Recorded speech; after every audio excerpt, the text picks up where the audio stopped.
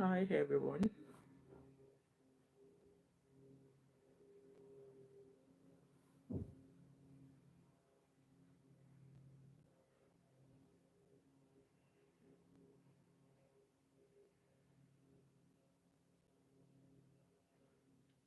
Hello guys.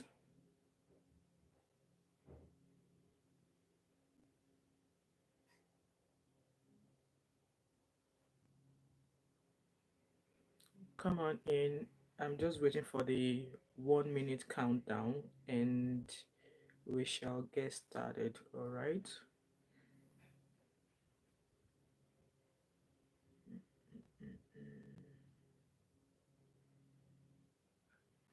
Fellow Nigeria. Countdown. The 1 minute countdown on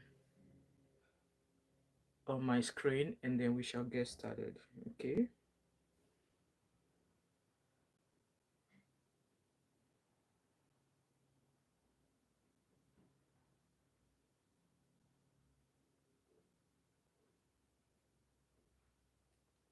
Nigeria.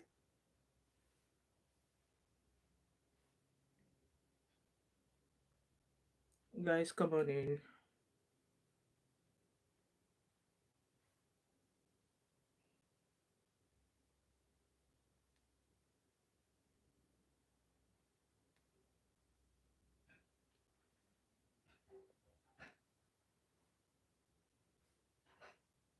We have embarked.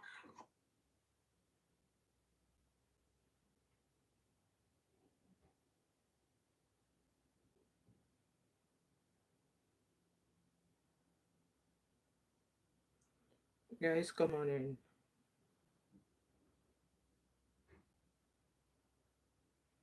Right, I'm just gonna get started. Hopefully others will join us. So hello guys, welcome to my channel. I don't know why this live stream is like this. If you guys can hear me, do let me know. Okay, much better. So just a quick introduction, all right. My name is Wemimo, and I'm also known as Thatmumof5 and also known as TM5 Kanduko. If you're new to my channel, welcome. And if you're a returning subscriber, thanks so much for always coming back. So this live stream is going to be a very quick one. Hi, Bellamy, how are you? So as it is, it's the Independence Day in Nigeria today. So Nigeria is 64 years old today, and a lot has been happening and it's still happening in Nigeria, right? A lot has happened and it's still happening in Nigeria. So, just before we get into this talk, I want us to listen to the presidential speech that he has for us today. Front. I am happy to announce to you, my compatriots, that our administration is winning the war on terror and banditry. Our target is to eliminate all threats of Boko Haram, banditry, kidnapping for ransom, and the scourge of all forms of violent extremism. Within 1 year, our government has eliminated many Boko Haram and bandit commanders faster than ever. As of the last count, over 300 Boko Haram and bandit commanders have been eliminated by our gallant troops in the northeast, northwest, and some other part of the country. We have restored peace to hundreds of communities in the north, and thousands of our people have been able to return home. It is an unfinished business, I agree, which our security agencies are committed to ending as quickly as possible. So On the security, that's the speech from the Nigerian president here and there. So I was actually trying to find the full video of his speech, but that would do. That was just all I needed. So you all know I'm a Nigerian, born and bred in Lagos, Nigeria, and the current state of Nigeria is not really what someone like me, who was born and bred in Nigeria, have always wanted for Nigeria. Nigeria today is not what I want it to be. And in my own opinion, I felt like Nigeria has been in this situation for the most part of my adult life. There's not been any difference. In fact, it has even gotten worse. So there was an article I found this morning, which I'm going to be reading to you guys, and that pretty much just sum everything I wanted to say about Nigeria. Okay, so some of you here might say, "Oh, stop talking about Nigeria in that form. Stop talking about Nigeria in that form. Stop talking about Nigeria in that form." And I'm going to say, if I had remained in Nigeria, I don't even know what my life would be right now. I don't even know what my life would be right now, or how my life would have gone, or what shape or form my life will be. Okay, so there was an article I found this morning, and it's from the Guardian, and that thumbnail on my video was from this website. Okay, so I hope I don't get dragged for using it.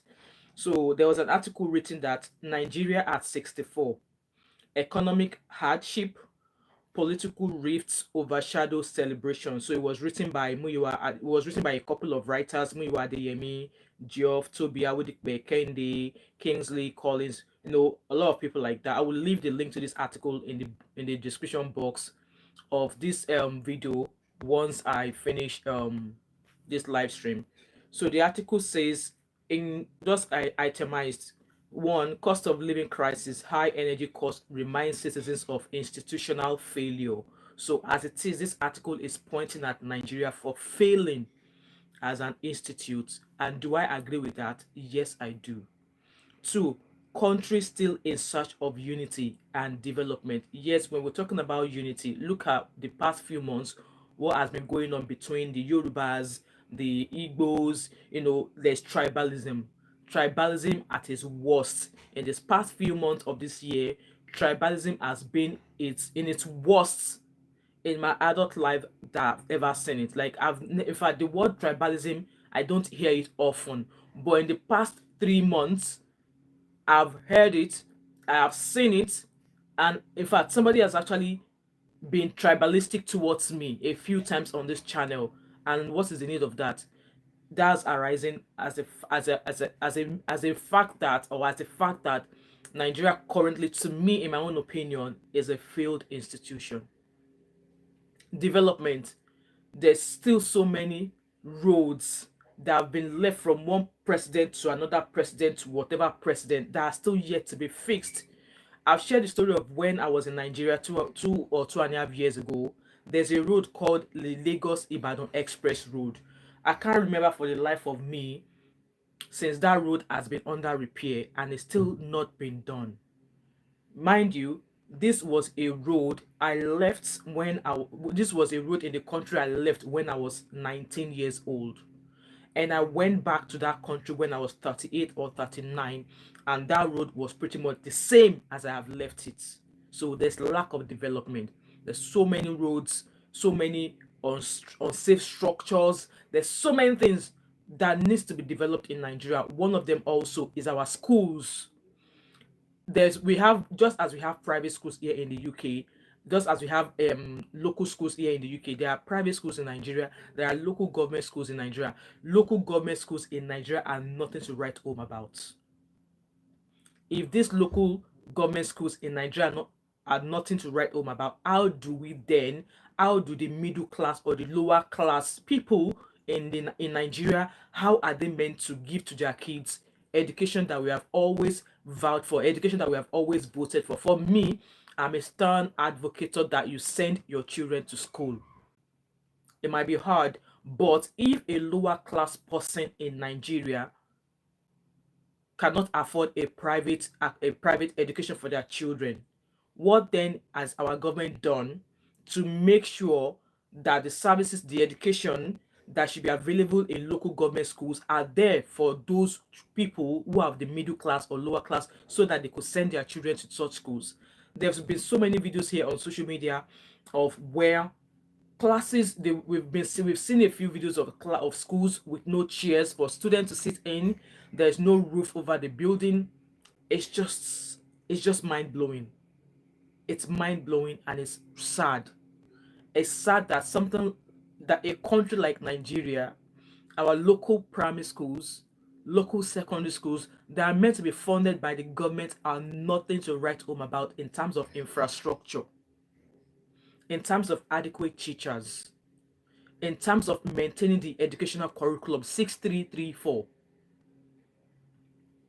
So many things that requires development in Nigeria at 64 that are still languishing behind. Then the next point is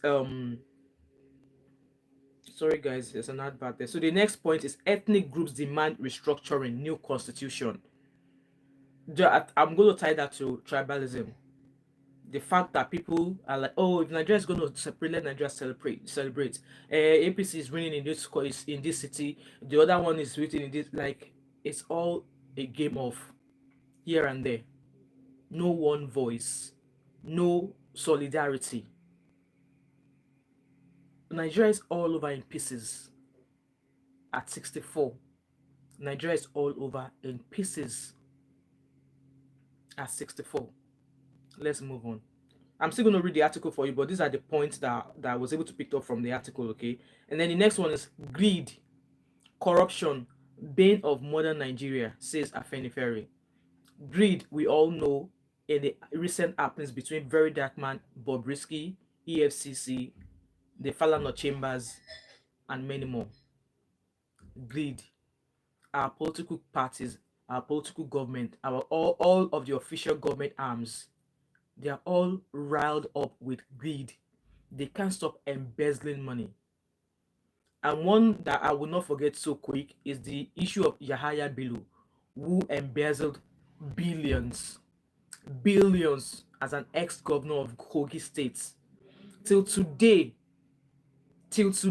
he is still yet to be arrested and questioned by the Economic Financial Crime Commission. And am I surprised that they are yet to arrest or question him? No, because they themselves, they have just been exposed about all that's been happening in Nigeria and that is currently trending in Nigeria right now. Very Dark Man versus Bobrisky versus the Interior Minister versus EFCC versus Prison Correctional Facility. It's all disgraceful. Nigeria at 64 is nothing to write home about. Nigeria at 64 is nothing to write home about. So I'm going to read the article to you and then I'm going to round up. And if there's any comment, I will address the comment. If there's no comment, I'm just going to finish this article and then end this live stream. So Nigerians are often admired and mocked as among the most resilient people. And this is not the first time. I'm actually happy reading this article. There was a video I did, I think maybe that was last year or the year before Independence Day, where I made a video that Nigerians are the most resilient people you can ever come across. We are the most resilient people, even in the face of issues, even in the face of situationships. Nigerians are still praying, they are still moving ahead, they are still smiling when behind that smile is a shade of different emotions of how they feel about the current state of Nigeria. However, the persistent increase in economic challenges, political fragmentation, tribalistic political campaigns, we all saw what happened in the last presidential election, and institutional shortcomings are exerting immense pressure on both the populace and corporate entities. This presents a significant concern as the nation commemorates yet another year of political independence day. The government celebrated the recent decline in the inflation rates, and don't get me wrong, inflation is everywhere, even here in the UK, which had hit a multi-decade high before the recent hiatus, as a sign that its economic reforms have begun to feed into the economy. However, experts have insisted that hits in inflation means prices are rising at a slower rate and not falling, which Nigerians earnestly desire. Look at the cost of a liter of petrol in Nigeria. Look at the exchange rates, naira to dollar. Look at what it is now. We should not even talk of pounds. We should not even talk of naira to pounds. That on its own, I think 1 naira, um, I think £1 is about 2,000 and something naira. I was checking, so my exchange rate lady has already texted me. Sent me a text this morning telling me about the exchange rates. So which means that me sitting here, this is the best time for me to send money home because I'll get maybe 100-fold of what I would have gotten years ago if I was sending a particular amount of money. If I were to be sending maybe £1,000 now, that would probably be about 2 million or 2 point something million naira. So it's a good deal for me. But back home in Nigeria, it's nothing to them. So the price crisis seen in the past year, perhaps extending back to May 29, 2023, when the current pro-market reform administration took office, has pushed basic consumption, food, shelter, and clothing into the reality of luxury. For instance, some staple food items have increased by over 100% in the past year. For one, a bag of rice, a common reference in measuring the cost of living conditions of poor household, has increased from an average 50,000 naira to about 90,000 naira per 50 kilograms, about an 80% increase. 80% increase. That's crazy, people. That is crazy. Bag of rice, Nigeria 64. Under this government, we shouldn't be paying that much for a bag of rice. 100% increase, raising the fear that the food challenge crisis could snowball into a more serious crisis. It's gonna snowball. Okay. The spike in the price of food raises questions about the efficiency and the sincerity of the government's interventions. When the federal government announced the take-off of import duty waivers of grains, a bag of rice sold for less than 80,000 naira, or about 15% above the 70,000 naira minimum, which has only been partially implemented. So that's us talking about the fact that um minimum wage 70,000 naira, like that 70,000 naira is what some household feed on a month or even in a week. Even in a week. I were loud base. How are you? Happy Independence Day, if we should say it that way. So minimum wage of 70,000 naira a month. How, like, what would that solve?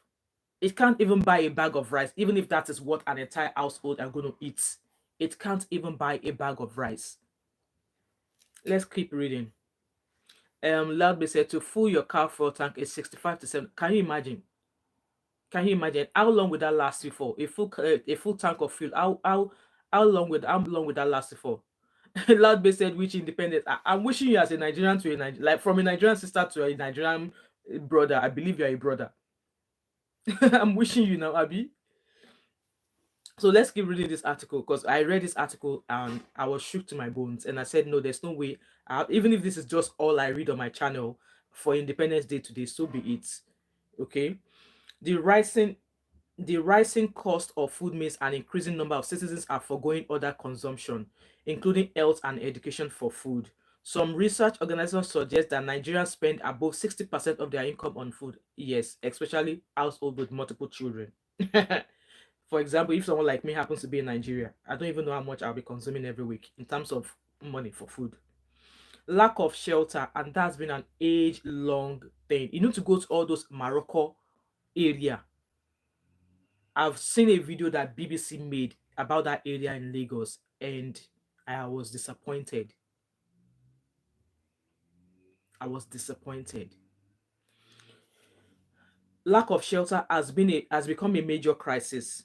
And I was just listening to some areas, I think area in maybe Yaba, where they said they sold that land, that Redeemed Christian Church of God just recently bought that land. And because of that, they came to bombard those area. They broke the shelter of people's houses. Like, how can you do that when you don't have any alternative for the people that have settled there for years? Ladbe said, okay, maybe we are independent based on we provide our needs, not the government. I've always said that the Nigerian government do not care about Nigerian citizens. They don't care. At least 150k to 200k in a week cooking alone. See? And that's not cheap. Like, that's, you can imagine a salary, someone who have a job where they pay them 100,000 naira. It is within that 100,000 naira you're going to fuel your car if you drive. You're going to have to save money aside for your rent and no other expenditures. You want to buy clothes, you want to buy clothes for the kids and stuff like that. It's crazy. So, um Even some downtown areas in Lagos have seen as much as 100% increase in the cost of rent since the last time the country celebrated its independence. In Surulere, a two-bedroom flat goes for as high as 3 million naira yearly. Can you imagine? 3 million naira yearly in Surulere. The current unbearable cost of commuting is a regular reminder of how market reform has stretched survival since last year.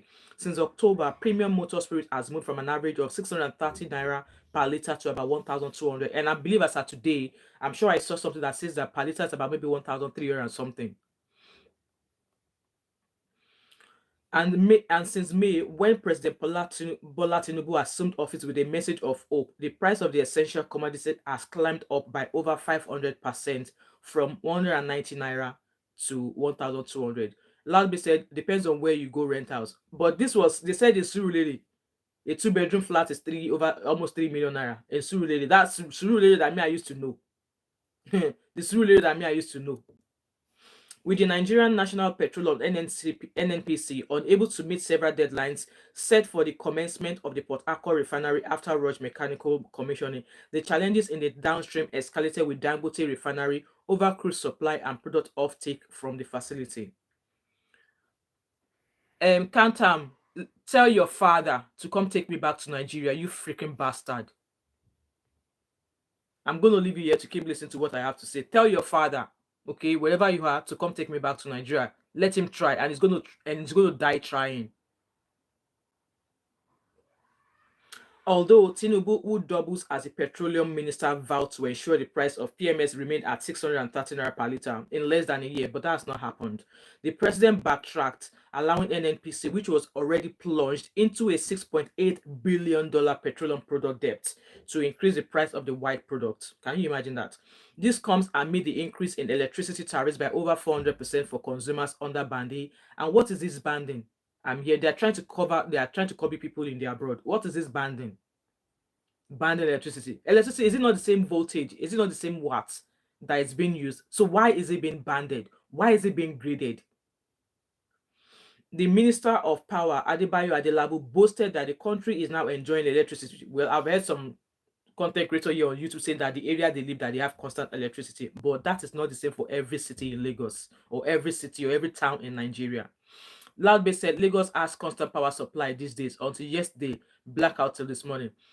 Well, my parents live in Ikorodu, and when I visited there, they said they will have electricity full 2 days on and 1 day off. Since the time I was there, they did not even have that constant electricity for the 2 days that they were supposed to have electricity.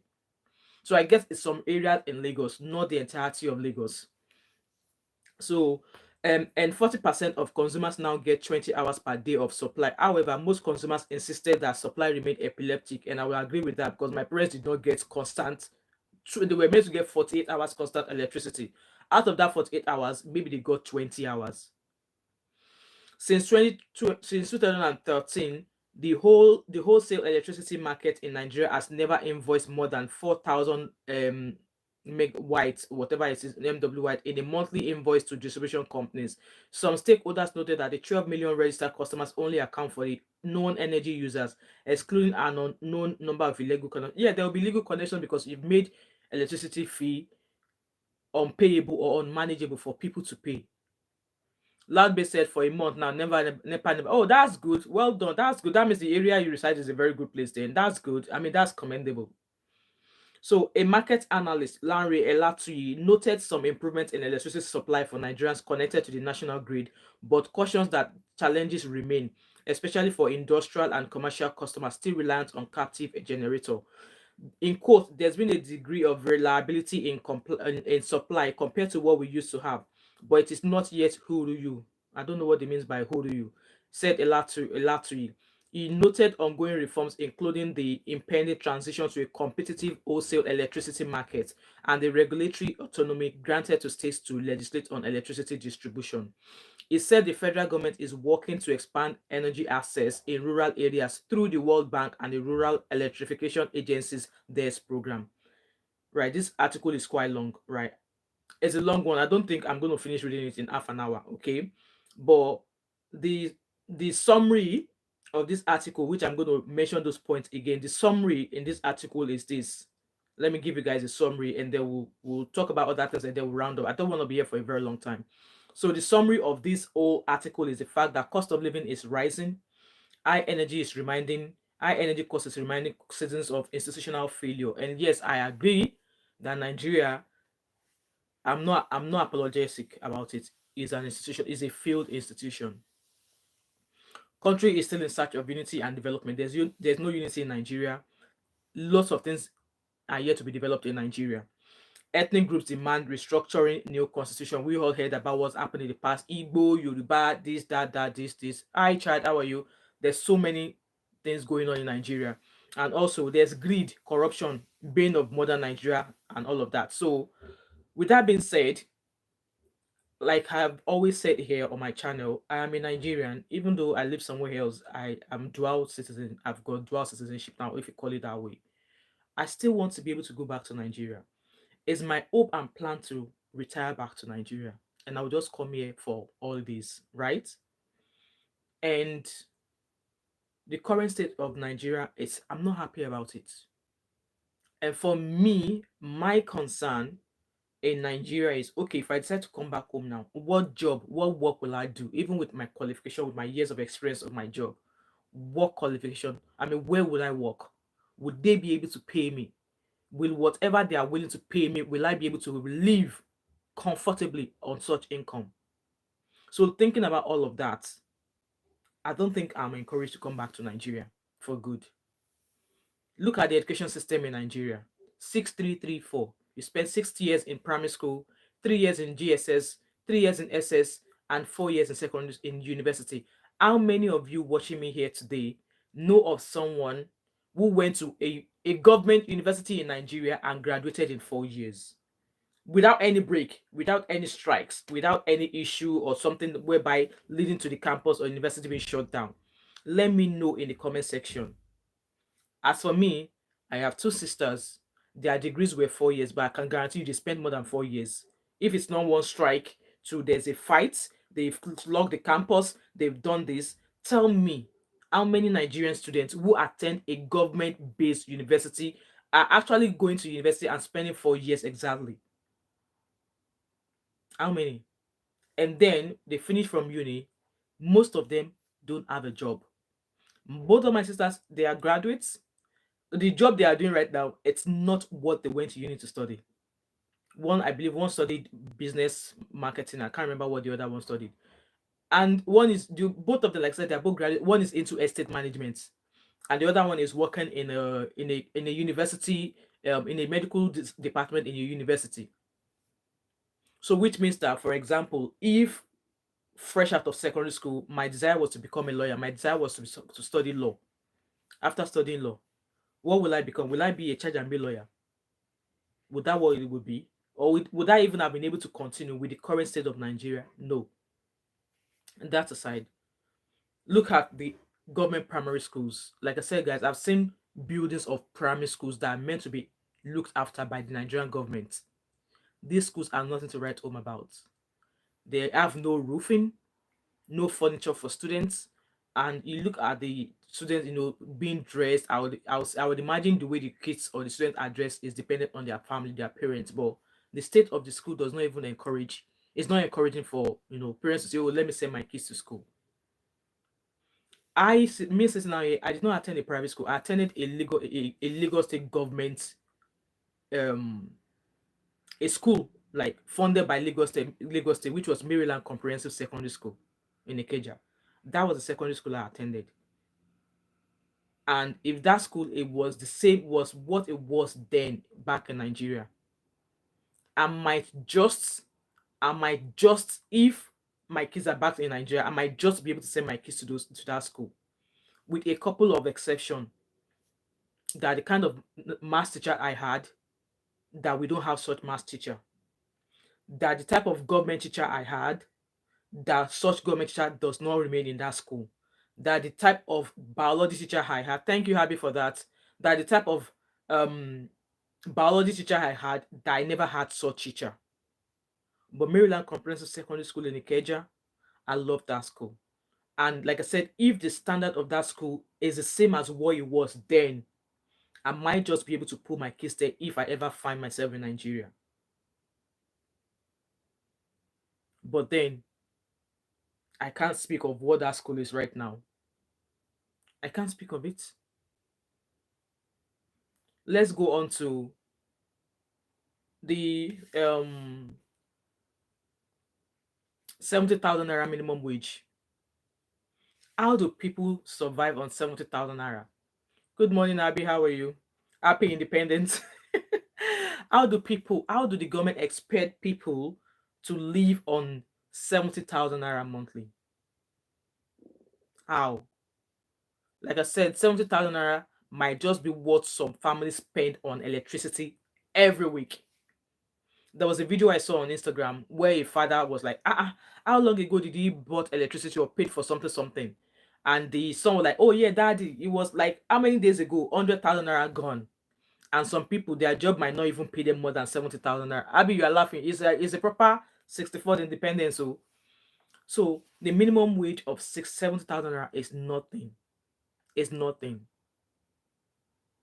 And you wonder how, or you wonder why Nigerian youth today are not even bothered about chasing education, are not even bothered about chasing any career, but they involve themselves in some shady jobs, like online crime, EFCC arresting many more, even though they themselves should be investigated.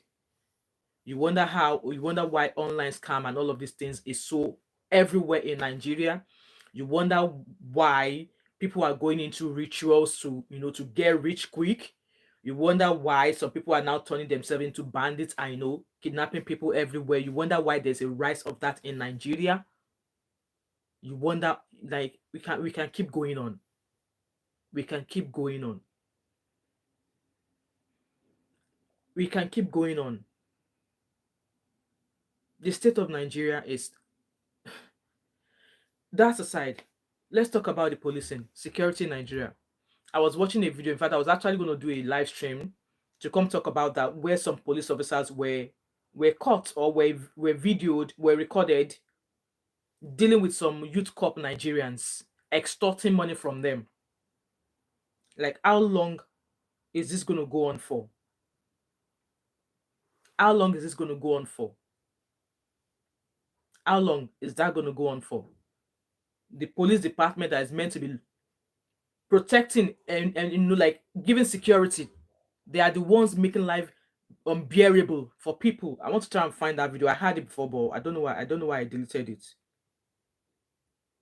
Let me see if I can find it.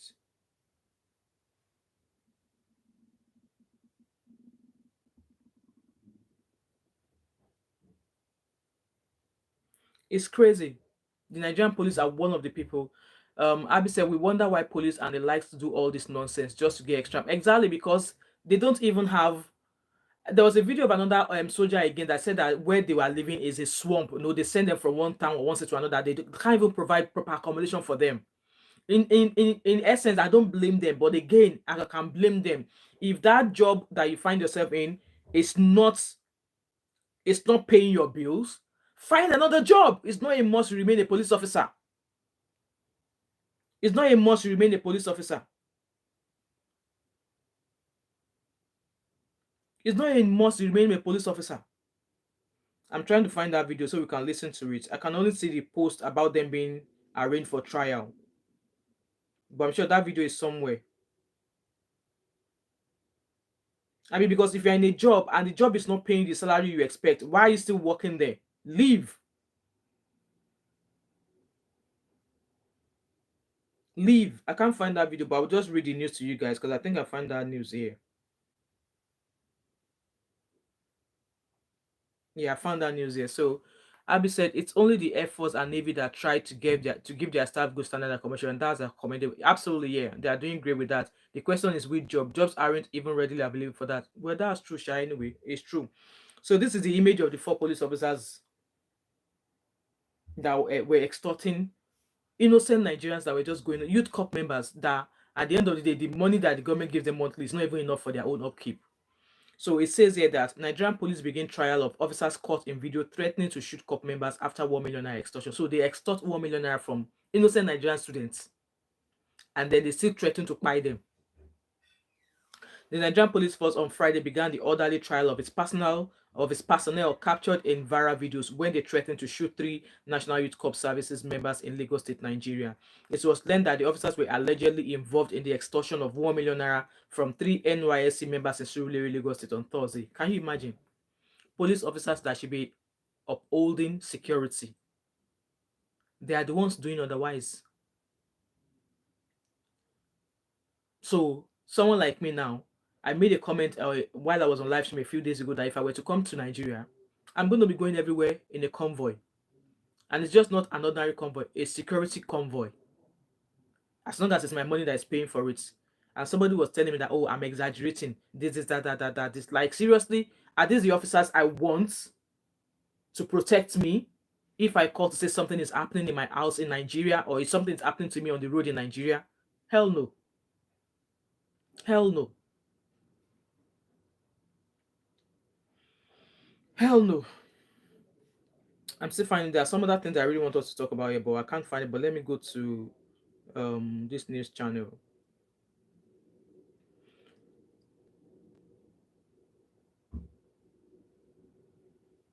And also, I'm just going to round up now. The issue of Very Dark Man and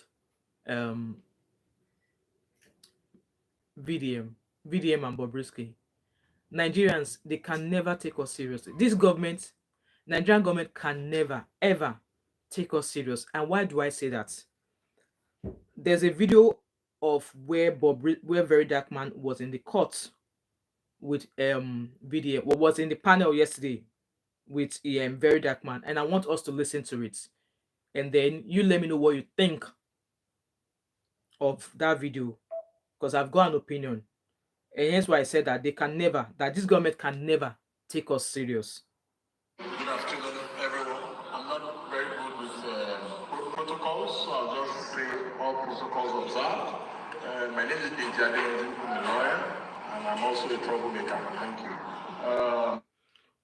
Did you guys hear that? His name is Lawyer Adeyanju. His name is So Adeyanju Lawyer, and he's also a troublemaker. That is a learned barrister. Abby, please define introduction for us in the comment section. So they were in the panel yesterday, and they were asked to introduce themselves. He introduced himself as a learned lawyer, and then he said, I am also a troublemaker. See why I said Nigerians can never be taken serious? We will never, this government will never take us serious. So let's keep listening. I will now give the mic to Marcus. Good afternoon, ladies and gentlemen. My name is Abby, you reached to laugh. When I saw the video yesterday, I was just cringing. Ordinary, introduce your name. Hi, my name is Wemimo Ogundewe. I am a nurse. This is the start. Simple. What is the basis of I am also a troublemaker? Coming from a learned, educated lawyer in the House of Parliament or panel, wherever they went to. Was there any need for I am also a troublemaker? And I love the fact that somebody in the panel corrected him, rebuked him. I so love that person. Let's keep listening. I'm from Edo State. They call me Very Dark Man on Instagram. Now that the camera is on me, thank God the people that have powers are here. I'd like to say the people of Borno State, they don't carry their house, so they contributed a lot of money. Even the person who was there to present an evidence of why they were there went on tangent on something else. What has people of Boromi or people of Boromi embezzling money got to do with your purpose in that panel? You see why we leave some things that serves as a priority, and we leave something that does not even have anything. You were there for a certain purpose, but you went there to say something else. Tell me, why would they take us serious? Why would this government take us serious? Introduce yourself as a lawyer. You did, and then you mess it up by saying you are also a troublemaker. And then the person that was invited, because normally you don't have any business in the panel house of representative anyway. You don't have a business there, but then you were invited to come in there. You introduce your name, and then as the very dark man that you become, and then the Euro me of people that now that the camera is on me, it's not content. Now that the camera is on me, I would like to say that the people of Boromi, they're embezzling money. Is that why you are there? Was that your purpose of being there? Was that the purpose of the issue there? They can never take us serious. For the governor, and he's here to do something about them. So people have to focus on that before we move on. Is he now a politician to tell the House of Representatives where to look to or what to do? You are there for a different purpose. It's introduction, please. Yeah. I love that. Dear colleagues and members, the lawyer in our midst who just introduced himself. Yes. Can you withdraw that language? We're in a parliament. You can't just come here to say you're a troublemaker. I love that speaker. It's unparliamentary, please. He was asked to withdraw the last statement that it is unparliamentary. I love that speaker. If we have someone like that speaker, Nigeria will get better. Thank you so much, Boo Boo. If we have somebody like that speaker that went back at that lawyer to say, for the lawyer in the house who introduced himself, it is unparliamentary, and they ask that you withdraw your last statement.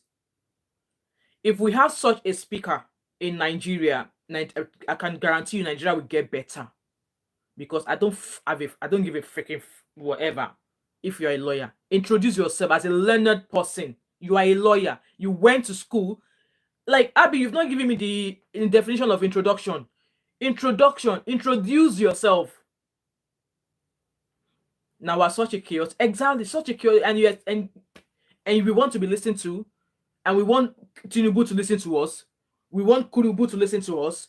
We want the police to take us serious and, do what they are told, for the fact that they swore an oath to look after us. EFCC being there, they are meant to be fighting crime and commission, financial crime commission, but they are the ones involved in the crime and financial crimes. So let's listen to that last video there.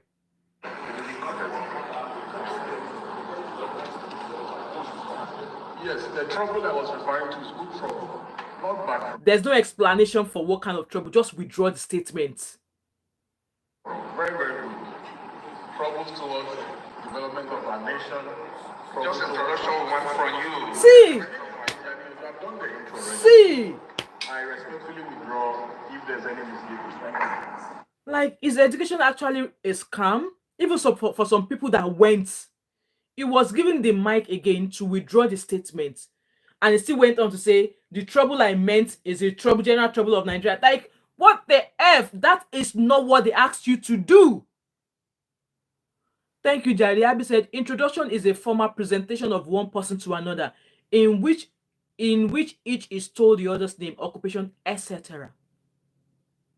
For him being in that panel, all they needed to know was your name, what you do, and who you are representing. That was all that was needed from him. And he went on to say, and also a troublemaker. Like I said, I love that speaker that said, it is unparliamentary. Give the mic back to him. You have to withdraw that last statement. And then they gave him back the mic. Exactly like lawyer, like client. They gave him back the mic. Instead of him to say, I apologize, and I, apologetically withdraw that last statement. He went on, the trouble I meant is the trouble of general, like, what the F?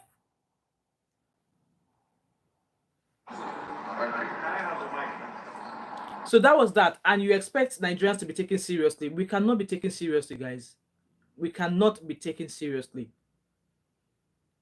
And being in Nigeria, I'm rounding up, guys. I just want to be here for another 2 minutes because I've got chores today, and it's my wedding anniversary today, guys. In case I did not say from the beginning of this live stream, it's 20 years of being a missus today.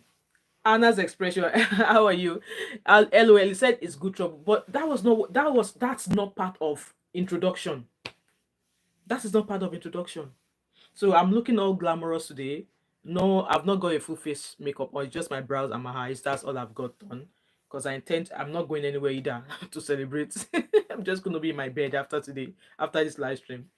So, what I would love to see in Nigeria moving forward is that let Nigeria be what it used to be, where you can buy an ice cream for 2 naira. I know it's wishful thinking, right? Abby said, and we are wondering why no one advises VDM. See, the people are exactly, they're the same thing. Happy Independence Day, Anna's expression. So there are a lot of things that I want to change in Nigeria. For me, I'm an advocate of education. So the education system in Nigeria needs to get better. Okay, education system in Nigeria needs to get better.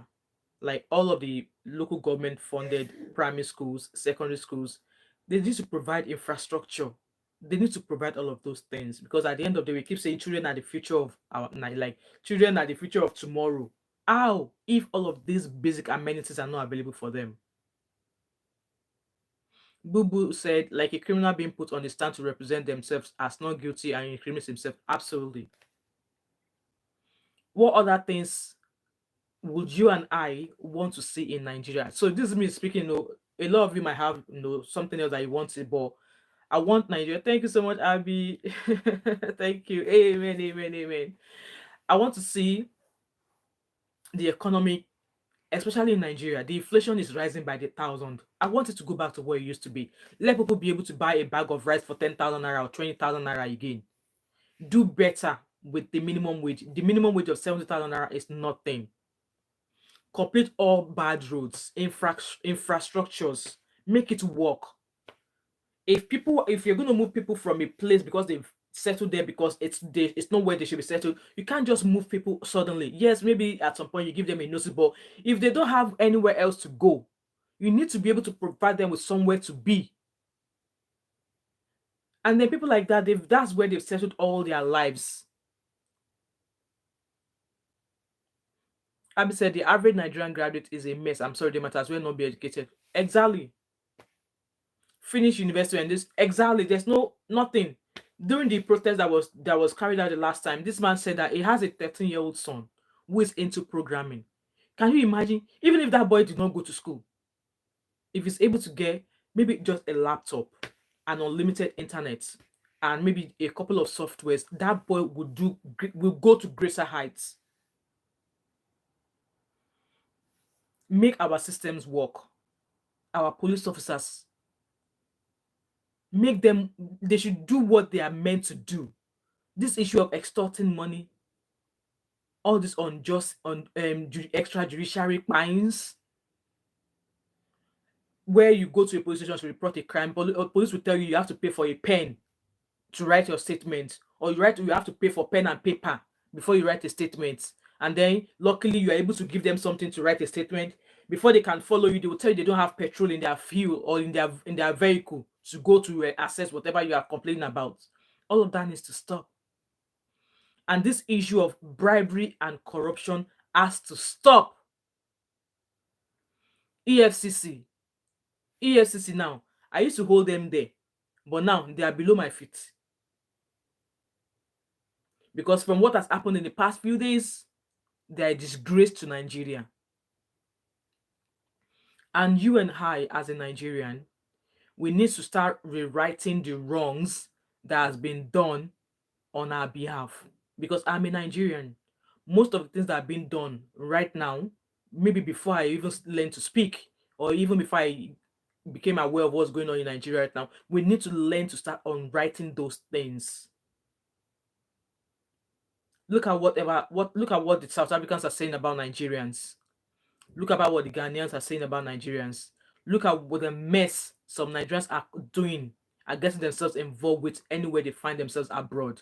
We need to start upholding, be a good citizen once you are out with your original country once you're out with your country of origin. And I've always said this, and I'm going to be super proud saying it. Ever since I've been in this country, 19 years, I don't have a police record. Not even a warning. Maybe I paid a fine once because I drove a red light. I know. Because I drove a red light. Second one I got was I mistakenly parked at a bus stop that I did not know was a bus stop because that bus stop was at my work. And the way I was working, they don't have a parking space. And I misinterpreted the time I could park there. So I received a parking fine. And then so me telling you now, all this that I'm telling you, it's not something that will make me look that will make people say, ah, that's what Nigerians do. No, because anybody could easily get a parking fine. I've once driven through a bus lane that I did not know was a bus lane where on my birthday years ago I was trying to go to an African shop at midnight to go and buy ECU. And I was like, ah, this place is a shortcut. They won't see me at night. I drove through the shortcut to enter into the African shop, African restaurant to go and buy ECU. The following 2 weeks later, I got a ticket. As in, I always say police should not even ever have to speak. Exactly. Exactly. I'm the same as well because I love my peace a lot. I love my peace a lot. Do you think those people who are in jail here, do you think they're happy with what they are going through there? Your freedom being taken away from you. How you spent your time and day being taken away from you. So as a Nigerian abroad, start start on writing some of the things that for the fact that you are Nigerian, oh, they would, atmosphere will change. We need to start on writing that by being a better Nigerian abroad. Last bit said, I want to ask, when you say develop, what do you think should be developed? There's so many things that needs to be developed. Schools, roads. Look at I was saying something about the Lagos Ibadan Express Road. Before I left Nigeria as a 19-year-old, that road was under construction. And then when I went back to Nigeria 2 years ago, it was still under construction. And at some point, I feared for my life on that road because it started to rain heavily. It started to rain heavily. Bad road on top heavy rain. You will know. There's no way you will know if water has already covered a hole. At some point, I had to say to the driver, please park the car. I went to go visit my in-laws in Ibadan. And we're coming back because I didn't intend to sleep in Ibadan that night. And then rain started. We left Ibadan 4 o'clock. I did not get back to Ikorodu until midnight. I did not get back to Ikorodu till midnight. We left Ibadan at 4 p.m. in the afternoon. And I did not get back to Ikorodu until 12 midnight. And on top of that, it was raining. So when we were leaving Ikorodu, we went through the this school. There's a polytechnic or something in Ikorodu. Like we went to like an Ogun State area.